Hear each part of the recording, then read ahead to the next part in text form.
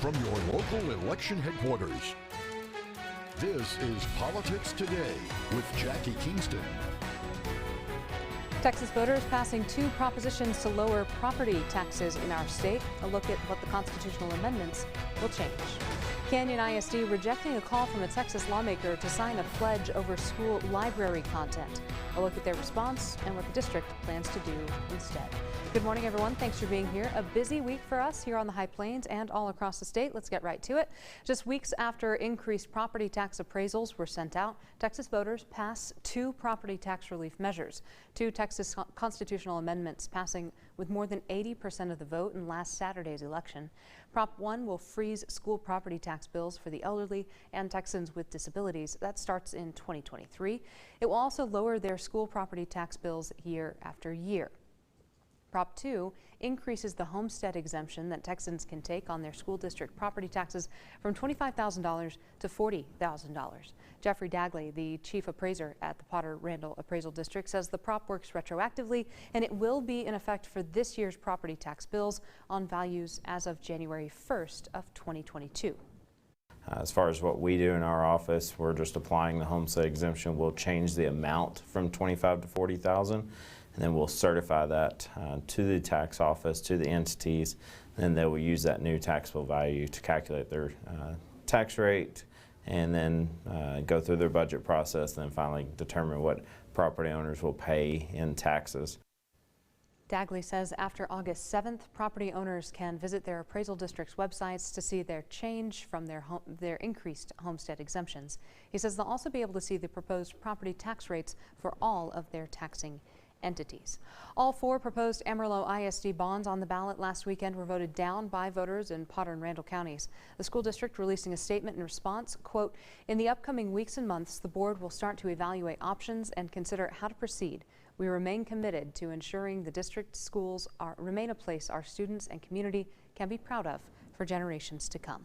You can see all of last Saturday's election results. We had a few local ones that we aren't going to be able to get to in this show on our website, myhighplains.com.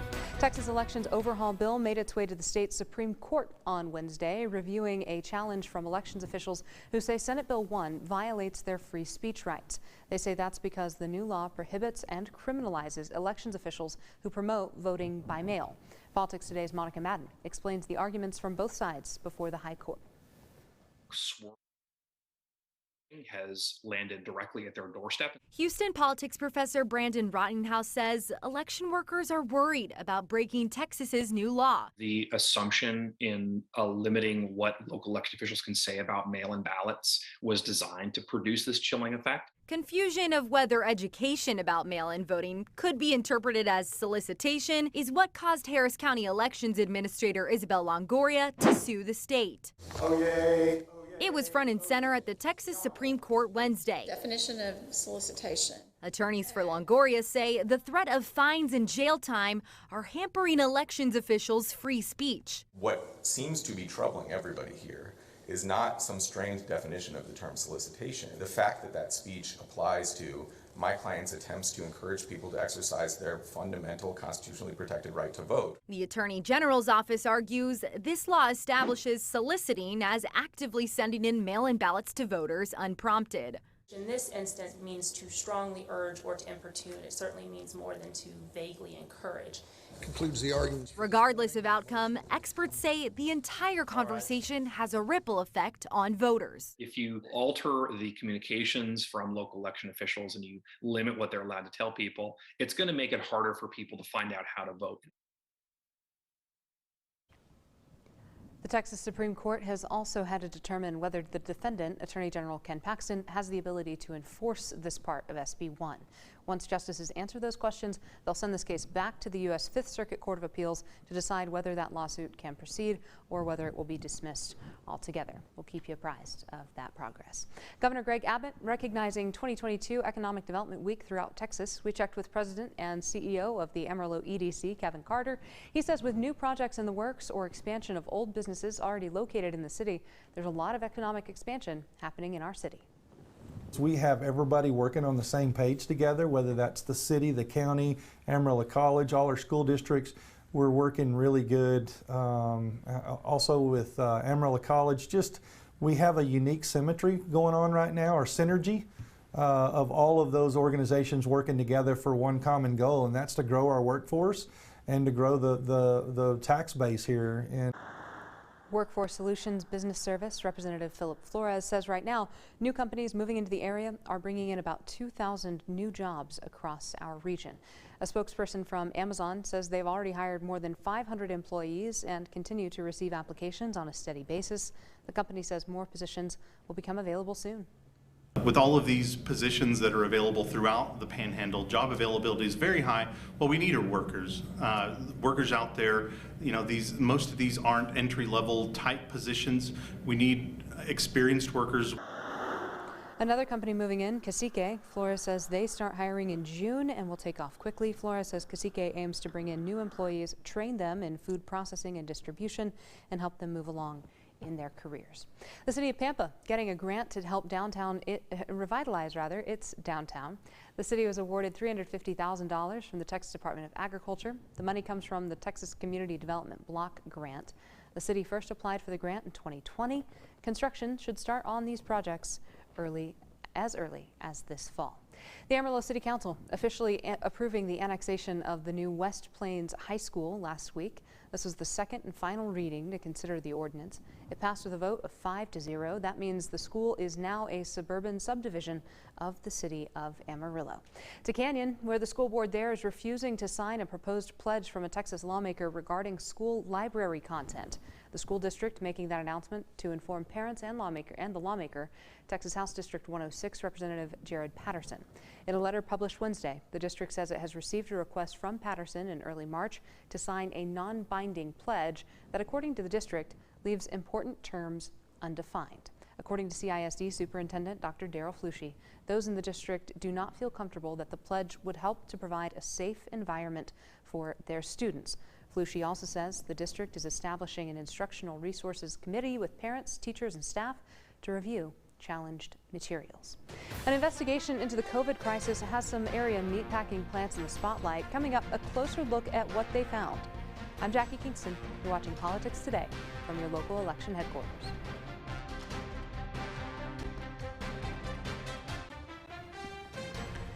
Meatpacking companies coming under fire as a bipartisan House Select Subcommittee on the coronavirus crisis released a report last week. This after an investigation into how those meatpacking plants put their workers at risk in 2020. We're looking into the report's claims, including how the Trump administration and the USDA helped to keep those plants open. Plus, we'll hear from how meatpacking companies are responding. Politics Today's Kaylee Green has that story.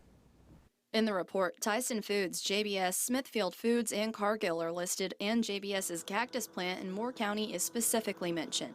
According to the report, meatpacking companies refused to take adequate coronavirus precautions to protect their workers during the first year of the pandemic, which resulted in mass illness and death. The report says meatpacking executives were aware of the high risks of coronavirus transmission inside of plants. For example, a JBS executive received an April 2020 email from a doctor in a hospital near JBS's Cactus, Texas facility saying, quote, 100% of all COVID-19 patients we have in the hospital are either direct employees or family members of your employees. The doctor also warned JBS, saying, your employees will get sick and may die if this factory continues to be open. Although in May of 2020, both JBS Cactus and Tyson Foods in Amarillo complied with local, state, and federal efforts for mass COVID-19 testing of employees, as the Texas National Guard and CDC helped to conduct testing, which led to mass increases in COVID-19 cases at the time. In a statement, JBS responded, quote, in 2020, as the world faced the challenge of navigating COVID-19, many lessons were learned, and the health and safety of our team members guided all our actions and decisions during that critical time. We did everything possible to ensure the safety of our people who kept our critical food supply chain running. In that report, the committee says it found that meatpacking companies' claims that an impending protein shortage were flimsy, if not outright false, saying that Smithfield and Tyson both warned employees that reduced operations and workers being absent would cause an imminent meat shortage.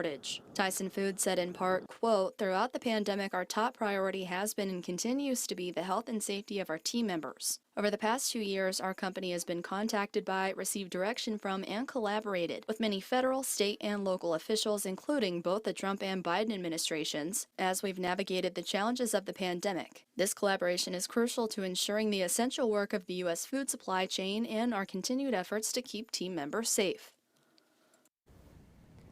The report says meatpacking companies also enlisted Trump's USDA political appointees to advocate against health protections for workers. We've also reached out to Cargill for comment. The company is named in that report. We have not yet heard back. To see the full congressional report and to see the rest of Tyson's statement on its vaccinated workforce, our website is myhighplains.com. A new app is hoping to slow the high turnover rate among foster parents. Coming up, how it can help families keep up with all the necessary paperwork. That's next.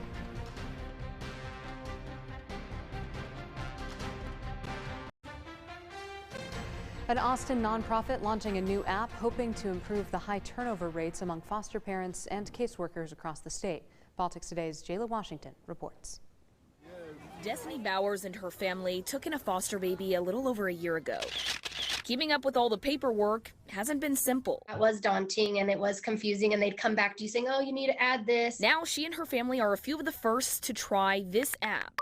It's called Foster Share. We normally have to fill out and be a lot more thorough with the paperwork, but now this app is way quicker. It takes 30 seconds to a minute to finish every day. Miracle Foundation, a Central Texas nonprofit that helps kids who really need it, say they worked on creating this app after they found out 60% of foster parents back out of their obligations within the first year. And 90% of agencies have trouble keeping caseworkers. And we did this in order to reduce the impact on the children because they bounce around from family to family to family. The required paperwork, including daily logging and shared calendars, are all in one place on this app, making coordinating more of a streamlined process. It can be accessed on your phone or computer. It has red flag technology that escalates important information to the caseworker. Miracle Foundation says it did a 3-month beta test at some of the top agencies across Texas, showing this app really does improve the process for families and caseworkers. And it just helps you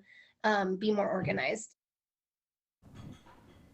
According to Miracle Foundation, there are already more than 1,000 foster families using the app. The nonprofit is estimating over 100 agencies and about 3,500 families will be using Foster Share within the next year. Law enforcement agencies along the Texas border preparing for a possible surge of migrants as the end of Title 42 approaches. The Texas Department of Public Safety, the Texas Military Department, and other entities conducting a practice run last Friday. That training, called Operation Mirror, is preparing state agents if migrants cross the Rio Grande River. This includes training and equipment to assist immigrants in case of drowning. A Texas National Guard member who didn't have a flotation device drowned while on duty last month when he jumped in the river to help a migrant who was struggling to swim across. We are beefing up the border from Brownsville all the way to El Paso to prevent that from happening again. First, we're going to have assistance of Border Patrol as well. I forgot to mention Border Patrol. Border Patrol will have their water boats in the area as well. We also have boats as well. Title 42 is scheduled to end May 23rd. Meanwhile, 21 Republican states have sued to stop the order. A hearing on the case is scheduled for this week. We'll keep you apprised. Texas is seeing fewer high school students go straight to college. This is an impact of the COVID-19 pandemic, and it's worrisome for state leaders who say a projected 62% of all jobs in Texas will require some sort of post-high school education. The latest state data presented in a higher education hearing last week shows just how much high school seniors have been affected. Even more so now than before, uncertain as to what they want to do after high school. Now, of course, with the pandemic and just having experienced a lot of changes in their life and not really knowing how to adapt to those changes. Lawmakers are looking at ways to boost the state's strategic plan to get more students on track for what they call credentials of value. That's education and training preparation for people in for high demand jobs, often with higher pay. You can't actually use some Instagram filters anymore in the state of Texas, but they might be coming back soon. Its parent company, Meta, formerly Facebook, now says that it plans on creating an opt-in feature for Texans who still want access to those filters. Meta disabled the feature in the state of Texas in response to being sued by Texas Attorney General Ken Paxton, who accuses its social media platforms of using facial recognition without users' permission. Meta, in a statement, calls the filters its disabled power augmented reality, also called AR, and is not used to identify anyone.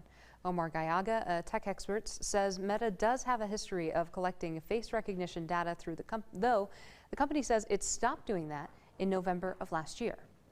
the heart of this lawsuit is, where's that data going? Who's using it? Are you selling that data? Are you reusing it for other purposes? If your face can be tied to other data and identified, and there's a lot that can be done. So what's the difference between using Face ID on your phone or to sign in to other apps? Gallaga says on your phone, that's encrypted. It doesn't go back to Apple. Still, that lawsuit is far from over. Meta would not comment on its next steps since it is ongoing. Republicans are criticizing President Biden on how he's handled our economy. Coming up, what President Biden says the GOP has in its plans and why he says it's even worse. Republicans are railing against the president's economic performance, but President Biden says their plan is worse. Politics Today Washington correspondent Hannah Brandt breaks down the back and forth. When it comes to economic concerns, Republicans are pointing fingers at the president. The biggest tax we have right now on Americans is the inflation tax. I mean, it's caused by Joe Biden, and there's all this reckless spending. But President Biden says the Republican alternative is extreme.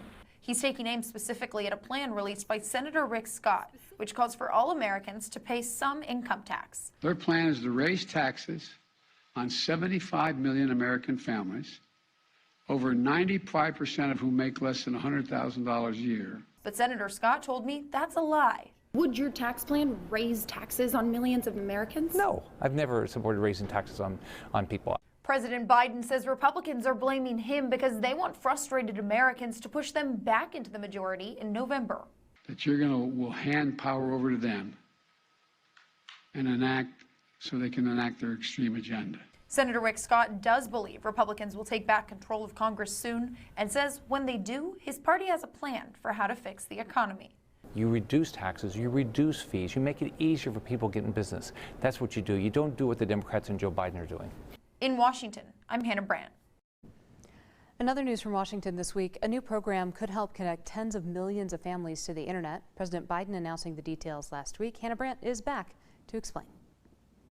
It's going to change people's lives. The president is predicting a major impact from a new government partnership with internet providers. This means fast internet, good download speeds with no data caps, and no extra fees. In last year's infrastructure package, Congress earmarked billions of dollars to give low-income families monthly $30 internet subsidies. Now the Biden administration is announcing a deal with 20 companies to offer high-speed internet to those families for the price of that subsidy, making their internet essentially free. Wow Internet is part of the effort. So they can stay connected for learning, for telehealth, for entertainment, just socially connecting.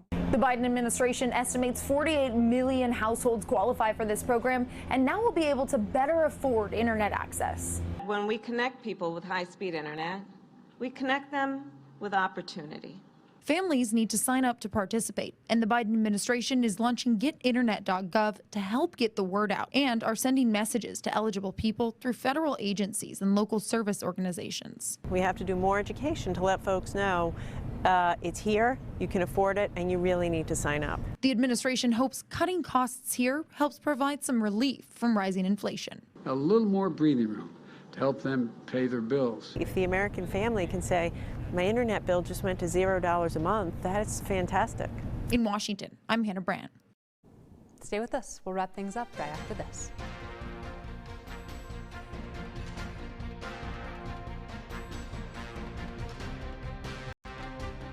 One last story for you this morning. Last week, the Amarillo City Council approved a historical marker placement at Bones Hooks Park, so that happened this week. The item unanimously passing in the City Council meeting. The move comes after the Potter County Historical Commission teamed up with the North Heights Advisory Association to submit the application with the intention to honor Bones Hooks. The organizers say this is needed because the park currently offers no interpretation of Hooks' life and impact on Amarillo's development.